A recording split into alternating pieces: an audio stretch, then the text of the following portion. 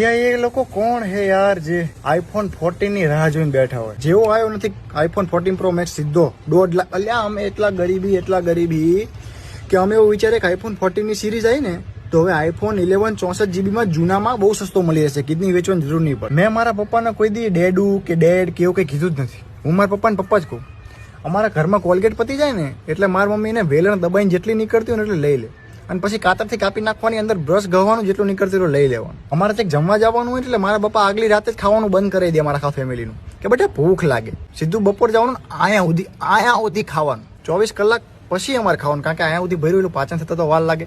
મને કોઈ કપડાં ગમતા હોય ને મોલમાં જવું એટલે મોલમાં રહ્યા ને અમે ખાલી કપડાં ટ્રાયલ કરવા જ જઈએ, ફોટા પાડીને મૂકી દેવાના. એ લેવાય નહીં કારણ કે મોંઘા પડે, પછી રવિવારીમાં જ લેવાના. આ ટી-શર્ટ 20 રૂપિયાનું હોય. મોબાઈલમાં મારે અપડેટ આવે ને 1.5, 2, 3, 4 GB ના, એટલે સરકારી વાઈફાઈ વાપરવા જોઈએ. અમે કોણ હે 1.5 લાખના મોબાઈલ લઈ આવે યાર? કિડની વેચે તો મારી કિડની ને 150 રૂપિયા આવે.